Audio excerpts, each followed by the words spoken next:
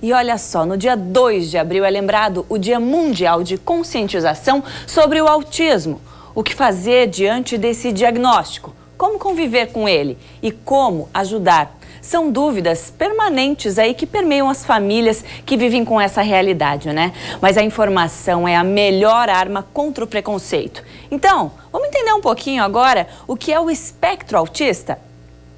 Atualmente, todos os distúrbios, incluindo o transtorno autista, transtorno desintegrativo da infância, transtorno generalizado do desenvolvimento não especificado e síndrome de Asperger, fundiram-se em um único diagnóstico, chamado transtornos do espectro autista, o TEA. O TEA nada mais é que um grupo de desordens complexas do desenvolvimento do cérebro, antes, durante ou logo após o nascimento. Quem apresenta algum destes distúrbios tem dificuldade para se socializar, para se comunicar e mostra comportamentos repetitivos. Mas vale ressaltar que as intensidades são diferentes. Além disso, o autismo é permanente. A criança nasce com autismo e torna-se um adulto com autismo. Muito bem, entendido? Vamos falar mais disso, né? E pra gente abrir essa conversa, eu recebo aqui ao vivo a psicóloga e coach de pais, Ana Paula Petri, e a mãe do Cauã, também Ana Paula dos Santos, e o Cauã Moreira, de 9 anos. Tá feliz de estar aqui, Cauã? Sim. Tá se vendo lá na TV, né? Sim. Ó, dá um oi aqui pra esse tio. Ah, o tio não tá lá. Ali, filho. Muito bem. Oi, tio. Muito bem.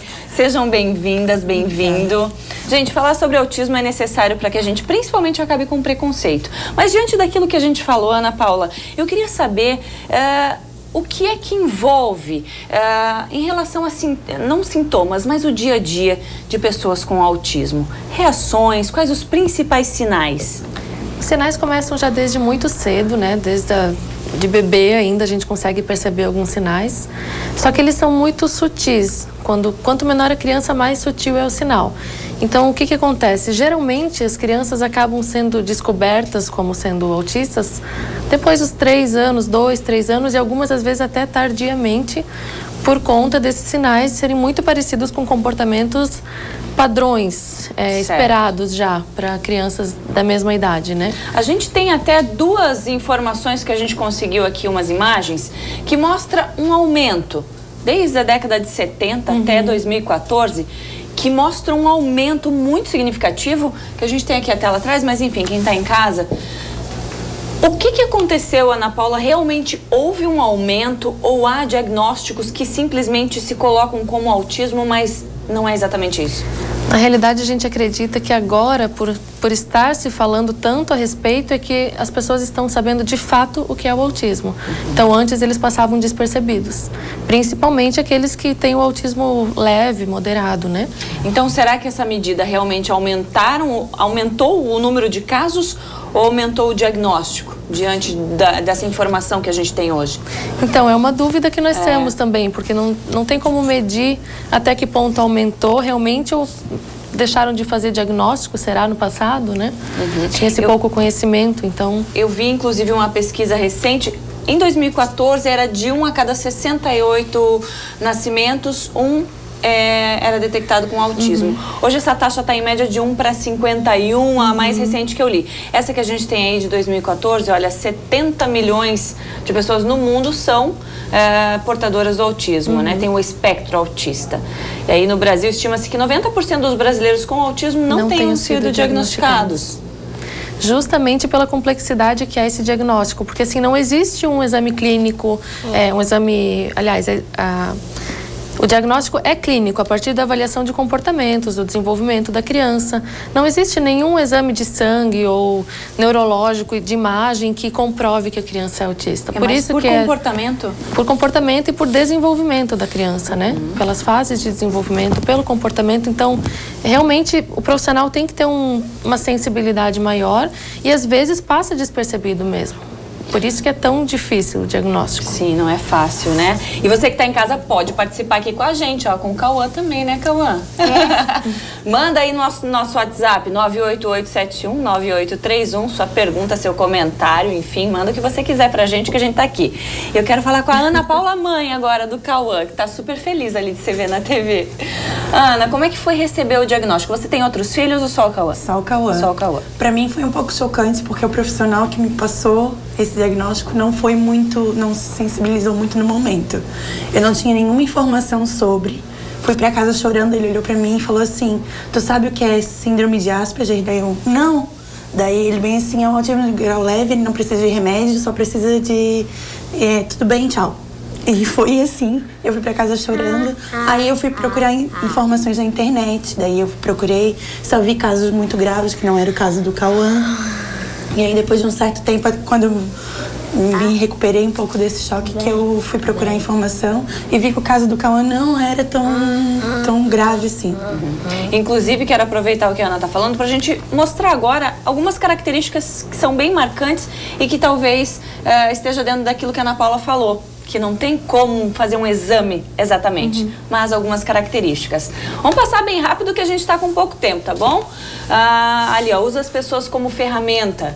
Então, ao invés de ir pegar o objeto, a pessoa vai pegar a mão da mãe, por exemplo, e levar até o objeto que quer, né? Certo. Próxima. Resiste a mudanças de rotina. Eles se sentem muito bem com rotina, então mudar a rotina para eles é algo que muda o comportamento de uma forma bem drástica para eles. Aquele filme Rayman é o que destaca bem isso, né? Quando muda alguma coisinha, ele já fica muito irritado. Vale lembrar que também é de acordo com a intensidade, não é qualquer criança que apresenta um desses sintomas que é autista, né? É, exatamente. A gente tem que avaliar cada caso, né? Cada caso é um caso, por isso que é tão difícil de diagnosticar. Perfeito. Qual mais que a gente tem? Não se mistura com outras crianças. Esse é um pouquinho relativo também, porque ele pode se misturar, mas a interação não vai ser exatamente a mesma. Certo. Próxima. Pode ir passando, gente. Deixa na tela. Não mantém contato visual. Isso também é algo que é comum, mas meio que caiu por terra, porque até um tempo atrás a gente achava que só quem não tinha contato visual é que era autista. Hoje em dia já se sabe que não. Perfeito. Age como se fosse surdo. É uma queixa que as muita mães, atenção. é uma queixa que as mães e os pais têm. Eles desconfiam primeiro de problema auditivo, porque chamam e a criança não responde. Depois vem que não tem problema auditivo nenhum. Perfeito. Apresenta apego não apropriado a objetos. Por exemplo, vai pegar um chapéu, vai querer ficar com aquele chapéu o dia inteiro, a semana inteira, não quer tirar para tomar banho, quer dormir com o chapéu. Casos mais extremos, assim, mais extremos também, Não demonstra medo a perigos, isso não tem noção do perigo. Não tem noção? Isso é mais perigoso, então, né? Isso é uma coisa que tem que chamar bastante atenção dos pais, assim. Se tem uma criança autista, ela não tem noção do perigo. Então, os pais têm que ficar em cima em algumas coisas. A criança, por si só, já é inocente, né? Resiste ao contato físico. Um contato físico que não for esperado, que ela for pega de surpresa, pode ser desconfortável para a criança. Nos casos mais graves também ou nos leves? Super nos mais graves. Nos mais graves, porque aqui o Cauã deixou eu dar oi para ele direitinho, né, Cauã? Quanto mais grave, mais intensos são esses sintomas, Esses sintomas podem ser mais graves aí, entendi. Acentuada hiperatividade física. Também não é 100% garantido que a criança vai ter isso, né? Perfeito. E a próxima? Isso aí também eu acho que é um pouquinho, tá generalizando demais, também, né? Que às vezes é agressivo ou destrutivo. É porque assim, é tudo muito relativo a quanto isso acontece, em que situações. Enfim, é muito relativo. Tá certo. Vamos ver agora a rotina de uma família que teve o diagnóstico de autismo no filho e a gente vai ver como é que eles lidam com isso. Luiz Felipe é a alegria da família. E diariamente, quase todas as atenções são mesmo para ele. O menino de 4 anos de idade foi diagnosticado com autismo, grau moderado, quando tinha pouco mais de 1 ano de vida. A família percebeu por causa da demora para falar, para andar e fazer outras coisas próprias da idade. Quando o diagnóstico veio, a mãe conta que a força para lutar pelo Luiz Felipe veio junto. A gente foi buscar o apoio, a ajuda, a gente foi atrás mesmo de buscar o que a gente poderia estar oferecendo para estar ajudando no desenvolvimento dele. De lá para cá, cada dia uma nova conquista. uma evolução que se dá no tempo dele. E com isso, o amor entre a família só cresce. Tudo a gente vive em função dele, né? Em função de estar buscando tratamentos, terapias, mas também quando está dentro de casa, o brincar, né? Ou tá levando para passear. Não tem, ele é tudo. Ele é o foco da família, né? A gente não consegue fazer nada sem estar junto com ele ou pensando se aquilo está fazendo bem para ele. É isso aí, como a gente viu aqui, tem que ter uma atenção especial, principalmente na área médica, né, para dar esse diagnóstico com carinho. A gente vai encerrar o bloco aqui, agradeço a presença de vocês. Obrigada. E a gente volta a falar de autismo no próximo bloco. Mas antes, Cauã, o que a gente combinou? Pode falar ali. Aqui, ó. Aqui, André. Vai, manda beijo. Beijo, volto já!